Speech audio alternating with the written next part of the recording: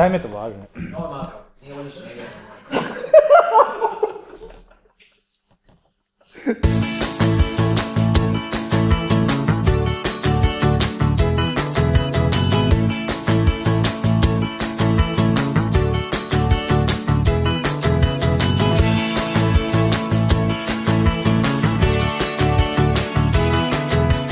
Som režisérom tejto divadelnej inscenácie a vybral som si ju preto, lebo ma zaujala už len samotným textom, ktorý autor napísal. Zdal sa mi veľmi pružný, veľmi zábavný, dynamický.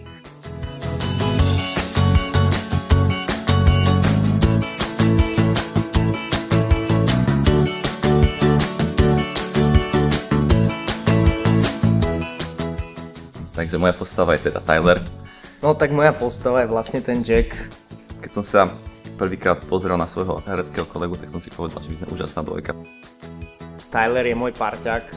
On je ten inteligentnejší a ja som taký vieš, proste mám v sebe veľa energie. Môj kolega Jack je taký od srdca človek, ktorý je skôr živelný, nechá sa unášať a ja som ten premýšľavý a snažím sa byť taká hlava tej našej pomyselnej rodiny, ktorú tvoríme.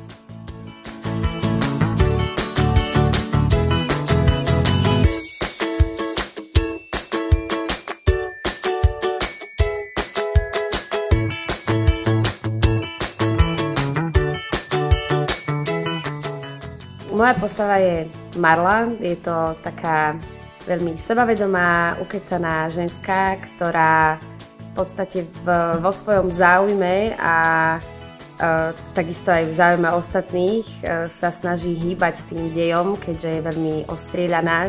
Je to veľmi dobrá komédia, je to vtipná vec, takže ak niekto sa chce naozaj zasmiať a stráviť večer príjemne, tak to je jeden z dôvodov, prečo tam má ísť.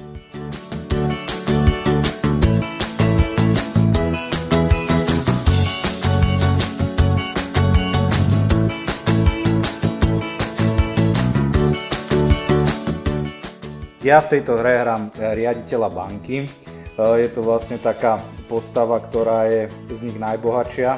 Zároveň má s tým problémy, pretože sa považuje za osobu, ktorá je aj tak dosť nezaplatená. Paradoxné na tom je, že je to riaditeľ banky, takže je to taká paródia na dnešných bankárov.